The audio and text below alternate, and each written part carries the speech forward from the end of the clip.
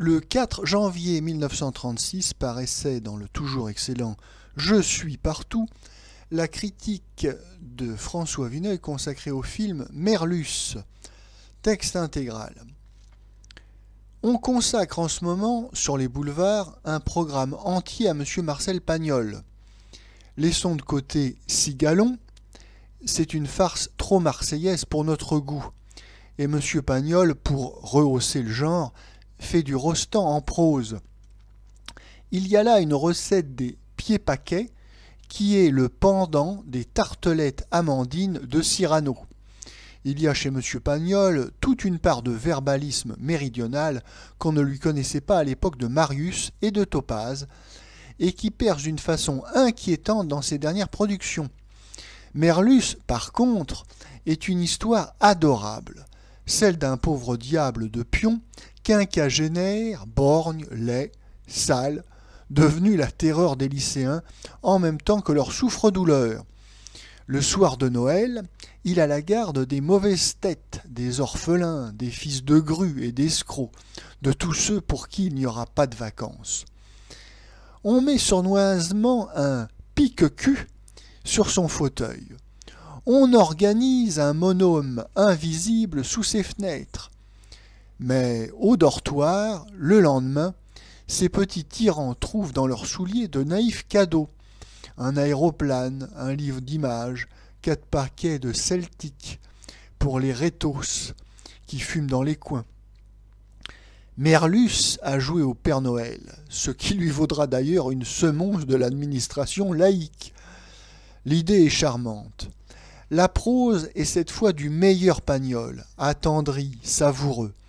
L'auteur a très bien vu la mélancolie du vieux lycée lépreux et vide, de la cour trop grande pour les 15 ou 20 abandonnés qui cherchent à tuer d'interminables récréations.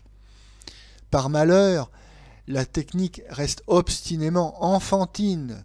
Merlus, qui devrait nous enchanter, est un peu agaçant comme une machine qui marche mal.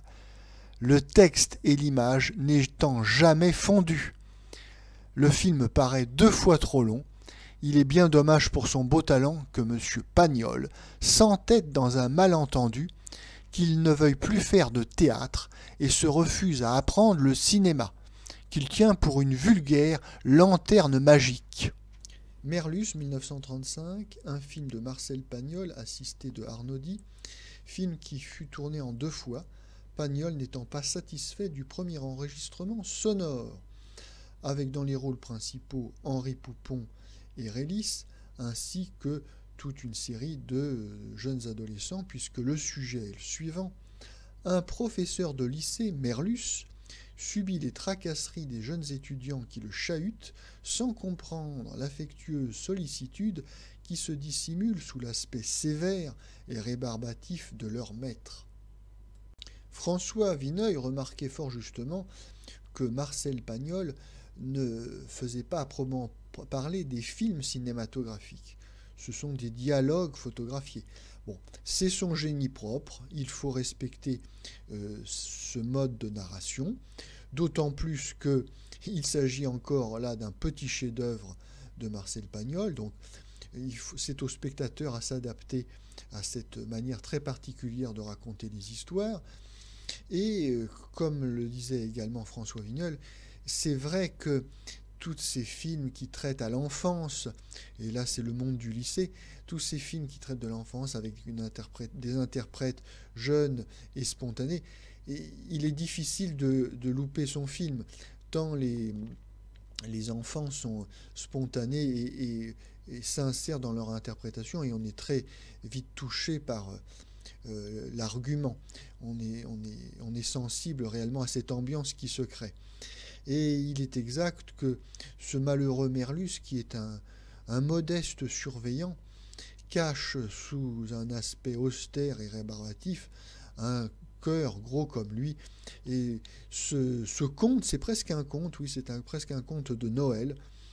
Ce conte est magnifiquement filmé et raconté par Marcel Pagnol à sa manière bien personnelle.